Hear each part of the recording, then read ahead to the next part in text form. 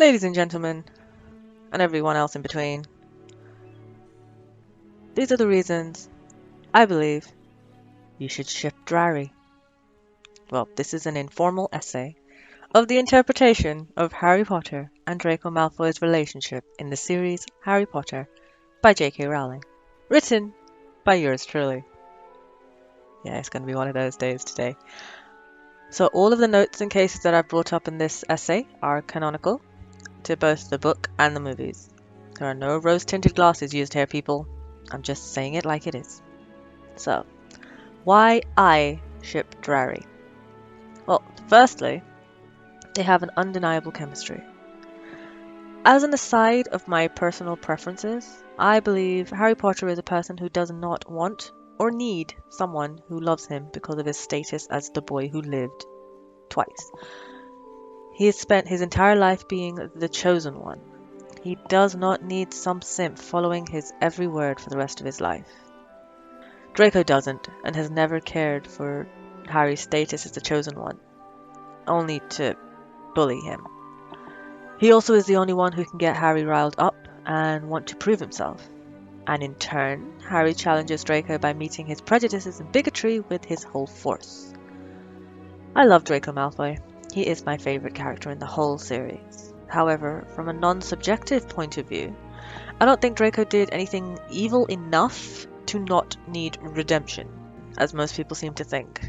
I'll explain that in a little more detail later. He does need to understand the pain he has inflicted through his bullying and teasing, and be corrected in his misinformation, but as an ignorant pureblood, he needs a few lengthy, inspirational lectures that would help him become a good person. Apologizing will also help. Draco's influence would also help Harry find balance. Harry was to be sorted in Slytherin before he chose Gryffindor. More on that later. However, their rivalry had shaped Harry's point of view. He repressed his darker traits, such as Parseltongue, out of fear of pushing people away, when uniting would have altered the course of the war for the better. More on that later. Though none of us could blame any one of them, since Harry's experience with Slytherins warranted such beliefs, as most Slytherins in his life had only ever caused him grief, and the fact that his only true friend at that point, Ron Weasley, had easily stated his disdain for anything to do with the Green and Silver House. But these beliefs also gave Voldemort power. As an aside, by seeing Draco's humanity and experiencing his love for the dark arts, Harry could begin to heal from his own deeply ingrained prejudices and find acceptance in all parts of himself. But, that's falling too close to, hashtag not all Slytherins versus hashtag not all men. Back to the point. Draco has always craved Harry's attention, and his jealousy is shown consciously throughout the books and the movie. But subconsciously, it's the need for Harry's attention. Let me explain.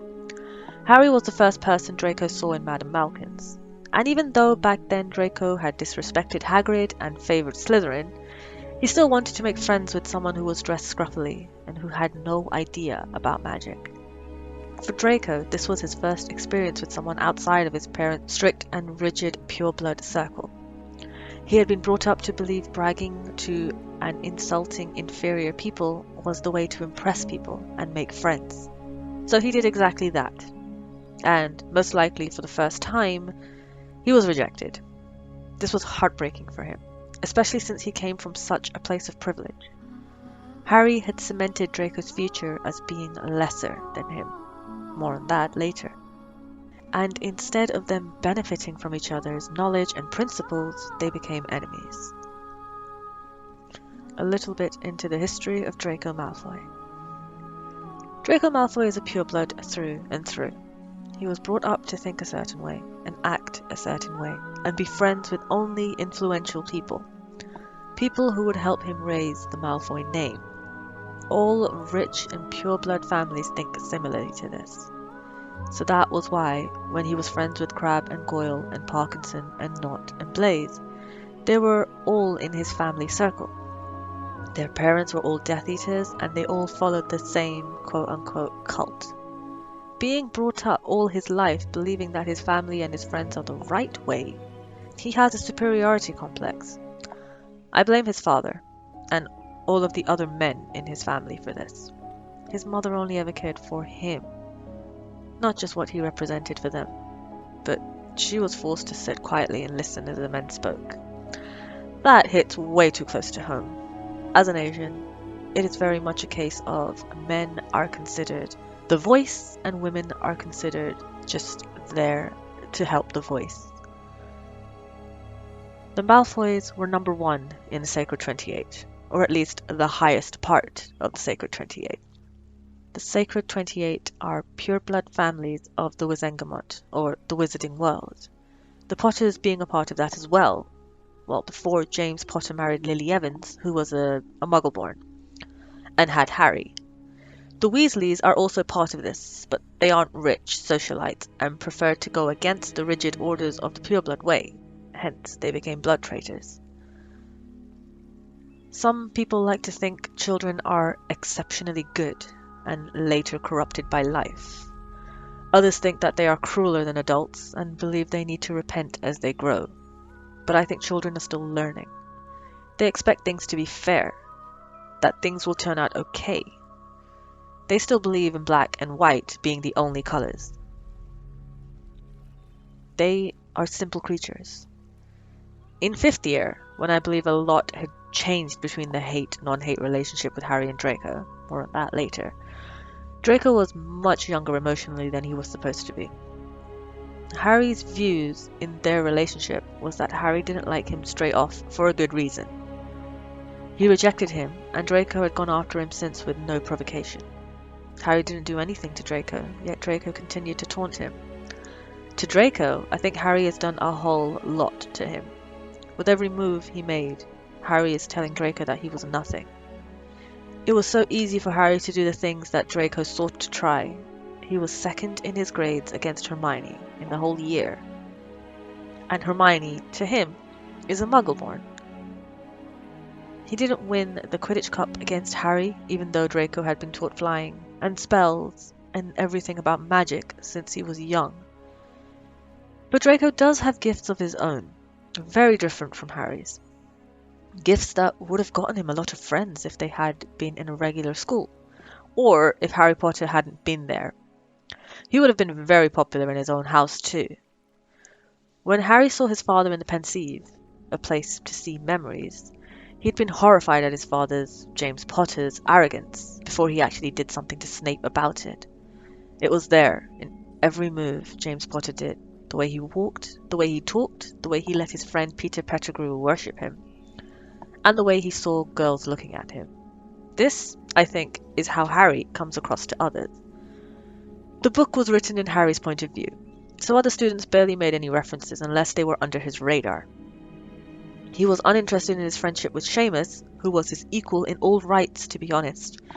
When they had a disagreement, Harry quickly said that Seamus was dead to him, and gave him an ultimatum to either get over his disagreements and follow him, or die, because he didn't have Harry's support. Then there was Ron. After the fight they had in 4th year, with Harry's name coming out from the Goblet of Fire, Ron returned because he didn't like being out of the limelight. But he was no longer the same Ron as before, like he was some kind of Stepford wife. He now was just happy with whatever he got, no longer the boy who wanted to reach for what he deserved. Ron made prefect, which he'd always wanted, and Harry, who should have been happy for his friend, just couldn't be, unless he was imagining it as Draco, and he tried to say the opposite to Ron for what he would have said to Draco. Then again, Harry has always been a little bit self-absorbed, missing mentions of himself in the paper, because what do you mean it's on page 6? He spent 5 years in class, and only then did he notice there was a student named Theodore Nott, because Nott became a person of interest. Back to Draco. When you're a kid who fails more than succeeds because nothing seems to go right, who struggles to be noticed, it's gonna fill you with jealousy when a boy who is lesser than you can get everything so easily. Even his father, Lucius Malfoy, was more interested in Harry Potter than he was in his own son. So, Draco believed that every unconsciously arrogant gesture from Harry came across as an insult to him. Draco watched him incessantly, watched how everyone just followed him, always asking how he was, paying attention to his moods, even how the teachers paid attention to him. How every year he seemed to come out with a new superpower he didn't know he had, which only gave him more attention, more drama, more pain too, obviously, but even that was special. But then again, these kids had grown up learning about Harry as their savior. If Voldemort is back, the school won't protect them. You're either loyal to Harry, or you're going to die in the crossfire. Draco, as a child, given his personality, was always alone. He only had his house elf as a person to talk to, which Harry took from him in year 2. He hated being ignored. Most of his scenes is him trying to get attention. He is always frustrated when his father doesn't tell him what's going on. He pretends to know more than he lets on, and sometimes he does know more than he lets on. But he's always playing a role. I think if you were to go to his house when you were kids, he'd have this elaborate game planned, with costumes and props and the like. He probably had imaginary friends to keep him company, and the stories of his father and Malfoy's pride only fueled those fantasy worlds he created. He was a little prince, isolated from the masses he thought were beneath him, rather than a lonely child who had trouble making friends, like Harry. When he's faced with real people, as in those not in his father's repertoire, he adopts a role. So when he first met Harry in Madame Malkin's, he was imitating his father. He lied about his life, how his father wanted him to go to Durmstrang, but his mother needed him close, that his parents will buy him anything he wants, etc. Just to show how important he was, though he was a caged bird in his own home. It's all imaginations of a child creating a world where he is adored and loved. That is his salvation. People might be drawn to his stories, he tells them, but in reality, Draco is a sad kid with a huge disconnect from who he is and who he wanted to be. And that's not entirely his fault.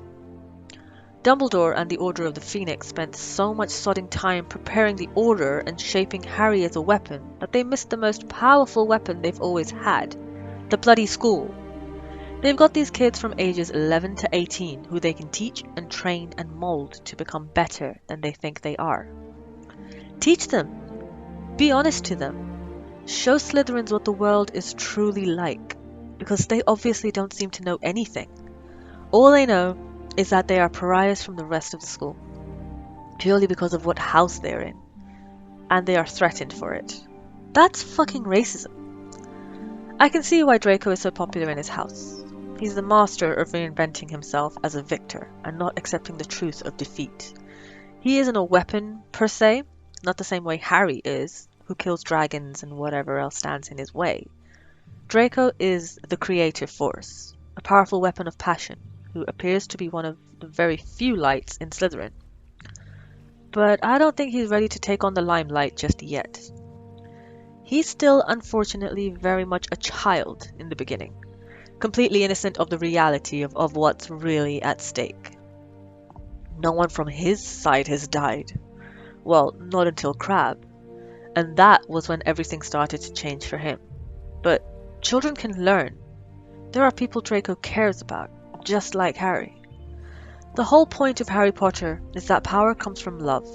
Harry was loved so much, and is still loved, while Draco, on the opposing spectrum, tries his hardest to get any kind of interest from his father, and possibly Snape, his godfather, and fails. Harry's had so many potential father figures, in Dumbledore, in McGonagall, in Remus, Sirius, Hagrid, Snape, though reluctantly, Snape still protected him. Even the ghost of his parents, for fuck's sakes.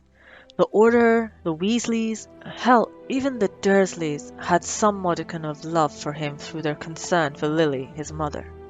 Even Hermione acted like a mother. Harry has had all of these people care for him, yet he still rages, though he has a very good reason to, that Dumbledore treats him as just a regular student. Umbridge only has to get rid of 3 people before Harry feels cut off from Hogwarts, but even then he's got Snape. If he could swallow his damn pride and go to him. Most students feel cut off all the time. My point for this is that Voldemort and his lackeys can't stand up to Harry the boy who was loved. But what does that say? Does Harry have this love because he deserved it even more than Voldemort? Before he had changed his name from Tom Riddle? Or Draco? Were his parents' love for the child purer than the Malfoys' love? Or the Riddles? I mean, that's bullshit, by the way. Honestly, I think Draco would have been ecstatic if Snape taught him occlumency. With Harry, it was just another burden he had to learn, not an interesting subject for him. Back to the point. So, Draco, who back then did not know the scruffily dressed Harry in the robe shop was in fact Harry Potter, had offered his friendship the only way he knew how. The pureblood way, where people are seen as influences, not friends. Only to be rejected, outright on the train, in front of his friends, who again, aren't used to people rejecting them because they haven't ever before. Malfoys don't get rejected after all. They are high up in the ranks and can pay or bribe their way forward. But Harry rejected Draco because Draco back then reminded him of his abusive cousin Dudley Dursley. He had a split moment to see Draco as a bit snooty and had come to the conclusion. This was also empowered by Ron Weasley, as stated before, who had told him that Malfoy was a git and that all Slytherins are evil. So you can understand where I'm going here.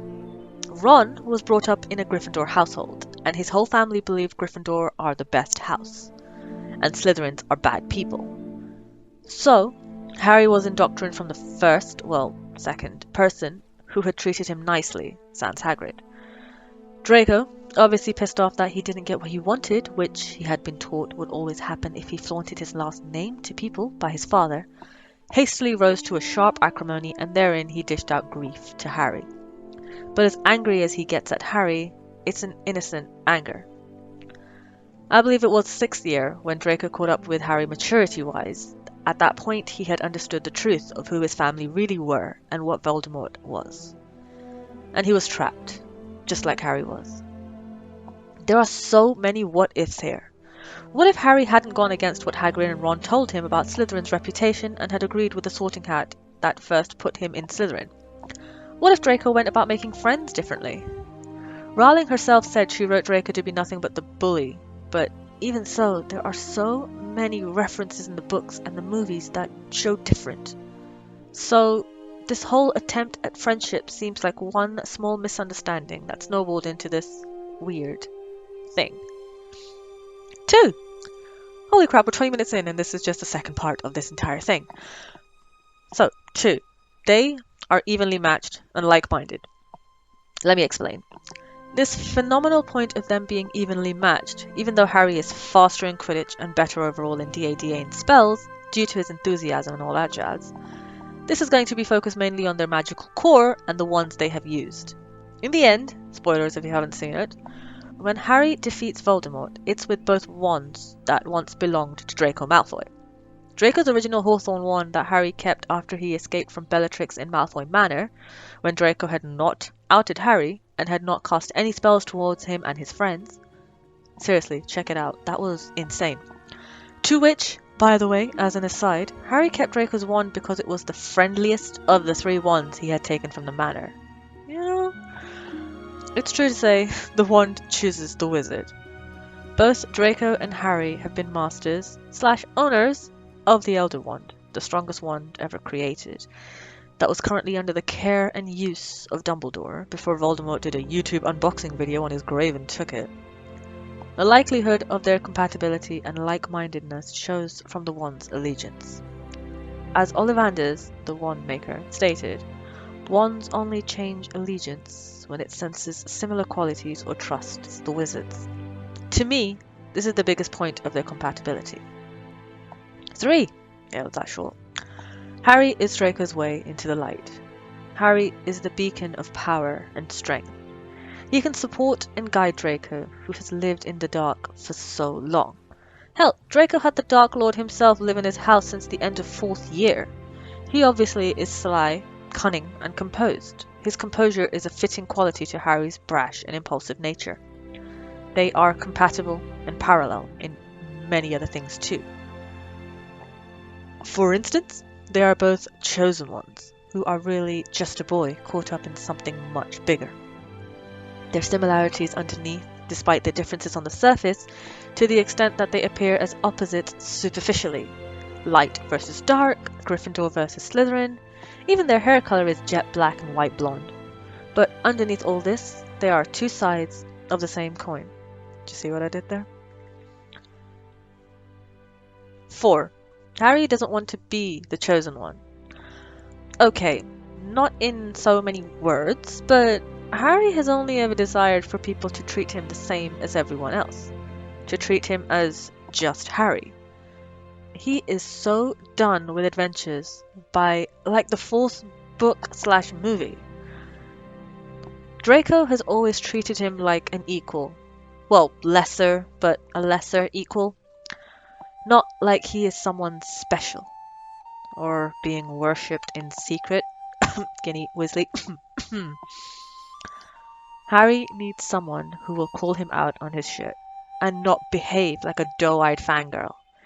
He needs someone who will challenge him, and it's shown in the books and the movies that Draco wants to come to the light. Draco can be surprisingly tender, especially to sodding Potter, because he is Potter. Even if Draco won't show his reverence to Harry. I don't think Draco ever actually hated Harry. He might just say it, but I don't think he's ever believed it. No two people who hate each other are that obsessed with one another. But I digress. 5. Harry and Draco are friends? In not so many words, no. After the war, Harry and Draco do become friends and a lot closer to their children. This is the Cursed Child book/play/whatever the hell that script thing was. However, I think they can become really good friends pre their children going to Hogwarts and post the war.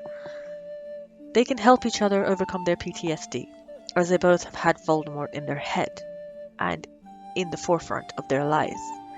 They can therein understand one another a lot better because of this. Ginny, who Harry ends up with due to some bizarre reason, let's not go into that, has been possessed by the ghost of teenage Voldemort when she was in first year, and even that wasn't as prominent as what Harry had to go through. She also wasn't privy to seeing and meeting Voldemort in person. She wouldn't understand what he was going through. Hermione and Ron are people who had technically seen firsthand what Voldemort can do to Harry near the end of the story.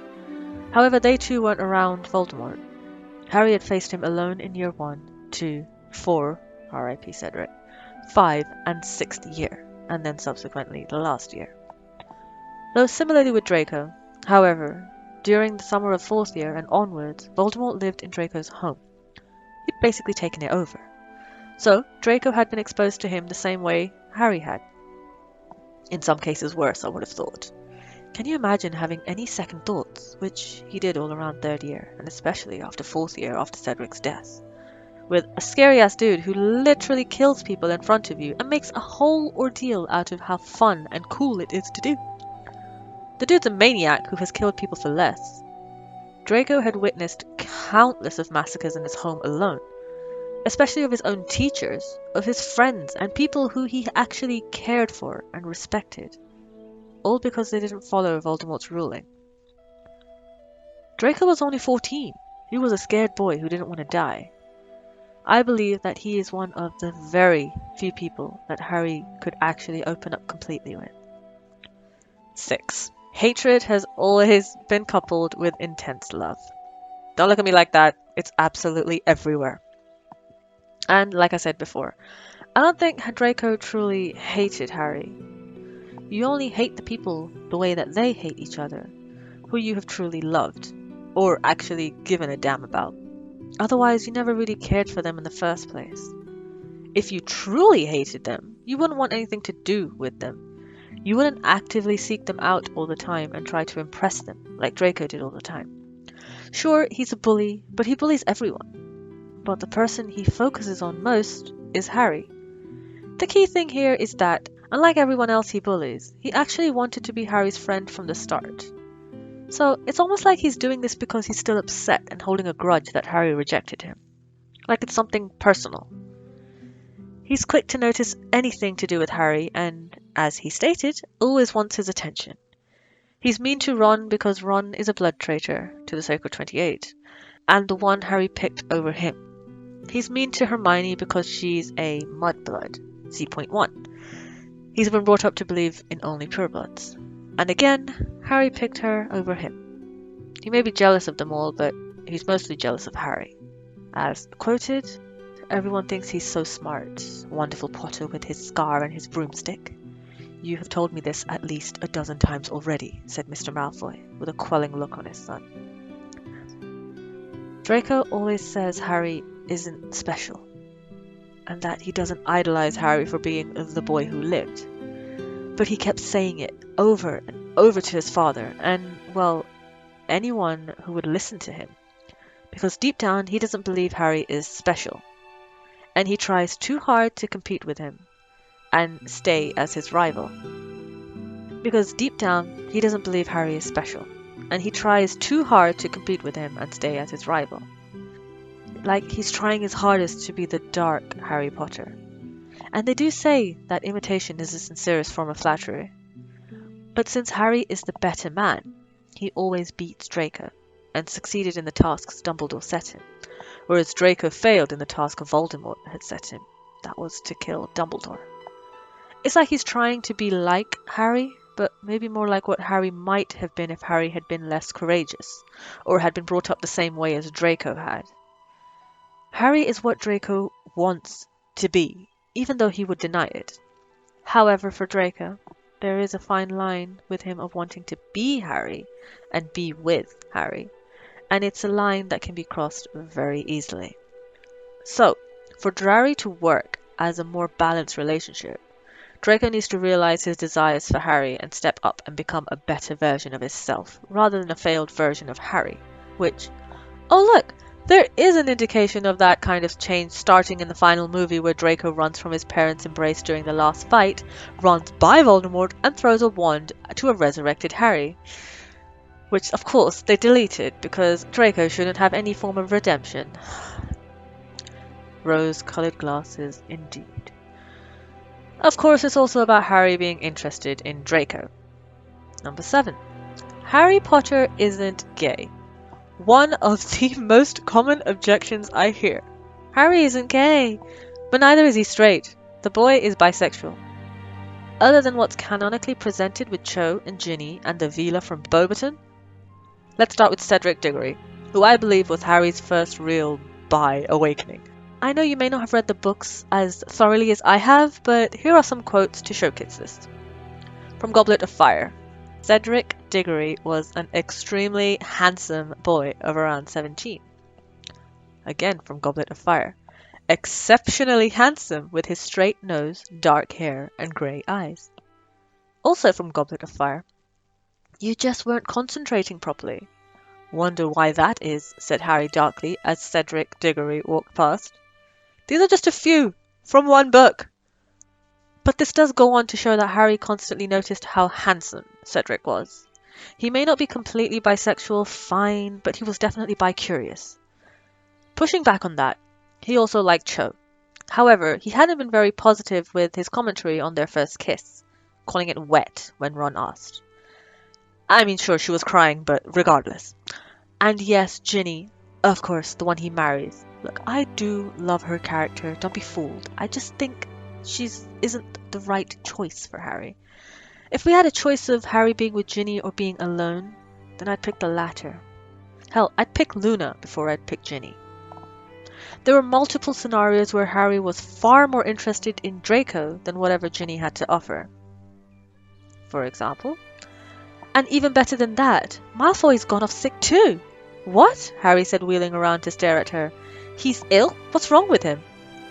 No idea, but it's great for us, Ginny said brightly. They're playing Harper instead. He's in my year and he's an idiot. Harry smiled back vaguely, but as he pulled on his scarlet robes, his mind was far from Quidditch. Maybe it's just me, but in my experience, people don't generally obsess over people they hate when they have the opportunity to spend time with their crush. So, maybe Harry is straight. Doubt it. But there is a case for unreasonable doubt. Remember, all the books were written from Harry's point of view. So, this sexuality objection has been, as Gru would say, knocked over. In regards to Harry liking Draco. A. Harry always notices him. He literally cannot ignore him. Draco always gets a reaction from him. He makes his blood boil and always manages to get under Harry's skin. They are both so passionate about each other. B. Harry is always worried about what Draco thinks of him, from the first book onwards. As quoted from Harry Potter and the Philosopher's Stone, or Sorcerer's Stone. Harry, just what I've always wanted, to make a fool of myself on a broomstick in front of Malfoy. Following on from Harry Potter and the Prisoner of Azkaban. I'm fine, said Harry, jumping up. The thought of what Draco Malfoy would say if he had to go to the hospital wing was torture. C. Even if Harry had ever truly hated Draco, how he feels changes by the end of 7th year. He definitely doesn't hate Draco anymore. D. He is obsessed with Draco during 5th year. As stated, Harry, however, had never been less interested in Quidditch. He was rapidly becoming obsessed with Draco Malfoy. And Ron's line in Harry Potter and the Half-Blood Prince. You're getting a bit obsessed with Malfoy, Harry. I mean, thinking about missing a match just to follow him? So, I think, pride and upbringing aside, they can discover something permanent with one another. It only makes sense that these two would fall into a gradual companionship with one another, their bonds evolving past their differences and settling into something more stable. Falling in love would be as easy as falling asleep. 8. Draco's feelings about Harry, the bathroom scene and after. Just to reiterate on how Draco feels about Harry. When Harry first met Dobby, the house elf, in his summer leading to his 2nd year, Dobby had said he heard many great things about Harry Potter. He was a house elf from Malfoy Manor, and it definitely wasn't Lucius or Narcissa saying positive things about Harry Potter. It was Draco. The most defining scene in the whole series that demonstrates non-hatred between the two was the bathroom scene. Hear me out. Draco had broken down, yet again, of not being able to do what the Dark Lord wished for him. He was going to lose his family, and then die as well. But Harry interrupted him, wanting to know what he was up to. It led to a duel, where Draco was about to say the Cruciatus Curse, but he was crying and his heart was definitely not in it. Then again, we won't know because Harry had used a curse he didn't know what was, but had learned from the notes in the potions book, Sectum Sempra, from Harry Potter and the Half-Blood Prince. Sectum Sempra! Bellowed Harry from the floor, waving his wand wildly. Blood spurted from Malfoy's face and chest as though he had been slashed with an invisible sword. He staggered backwards and collapsed onto the waterlogged floor with a great splash, his wand falling from his limp right hand. No! Gasped Harry, slipping and staggering. Harry got to his feet and plunged towards Malfoy, whose face was now shining scarlet, his white hand scrabbling at his blood-soaked chest. No, I didn't. As soon as the feud between them got real, Harry felt immense guilt and regret. It was one thing for them to taunt and fight, but as soon as Harry realized he'd caused actual pain, he had backtracked. His real enemy was not Draco. He was firmly in the safe zone from Harry's people I need to kill list. And also, A, who the hell uses a spell they have no idea about? And B, Harry, all of your spells are in Latin. Learn the bloody language and you'd know Sectum Sempra literally means to God. Later, in the same year, when Draco was about to kill Dumbledore in the tower, Harry watched as he lowered his wand, and when Dumbledore died, Harry went after Snape, who cast the spell, not Draco. Even though a lot of things happened at that moment, and what progressed after that, not once did Harry blame Draco for what happened. He had finally seen Draco as human in the bathroom scene, and watching Draco's wand drop by a fraction, he knew Draco wasn't a murderer. If Snape hadn't stepped in, Draco might even have switched to the light side that night. If Snape hadn't stepped in, Dumbledore might not have died. Then again, I never liked him. So when Harry caught up to the two after, he had fired his curse against Snape, not Draco. He didn't hate Draco. While guilt is a passive emotion, the shift was definitely substantial, though internal. During the battle in Malfoy Manor, their non-hate became more intentional. In the Deathly Hallows Part 1. Or the Deathly Hallows, depending on what you're going for. "Well, Draco?" said Lucius Malfoy. He sounded avid. "Is it? Is it Harry Potter?" I can't be sure," said Draco. Draco risked his life to save Harry here. Some people may say he should have just said no, but uncertainty was the only thing keeping Harry alive at that point. If Draco had said no, then they would have killed Harry anyway. It was the only possibility Draco had to keep Harry alive long enough for him to escape. Harry later returned the favour when he saved him from the Fiendfire, from Deathly Hallows. "It's too dangerous!" Ron yelled, but Harry wheeled in the air, his glasses giving his eyes some small protection from the smoke. He raked the firestorm below, seeking a sign of life, a limb or a face that was not yet charred like wood. And he saw them. Malfoy, with his arms around the unconscious Goyle, the pair of them perched on a fragile tower of charred desks, and Harry dived. Even though it would have been easier to let Draco die, even when Ron told him to leave Draco to burn, Harry had saved him. By this point, both of them had risked their lives to save one another, so I think it's safe to say their relationship isn't hatred anymore. 9. The sexual chemistry. Can you imagine? It'd be mind-blowing, intense, and holy crap. 10.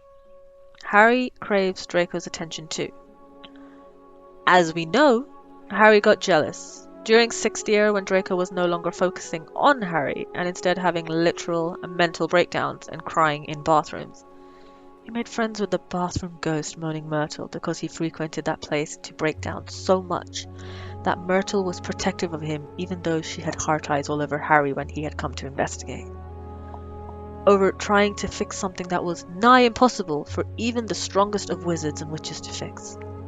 He was tasked with having to solve the riddle of and fix the vanishing cabinet so Death Eaters could enter Hogwarts. Once again, Voldemort was living in his home at this point. He threatened to kill his parents and then him if he didn't do this.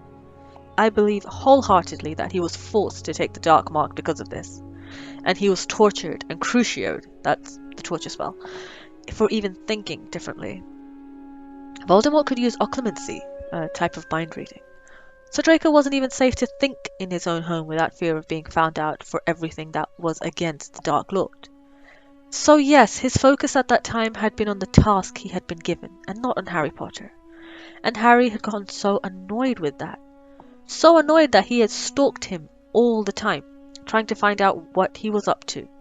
He always had the Marauders map, a magical map created by Harry's father and friends that shows where everyone is in Hogwarts, with him.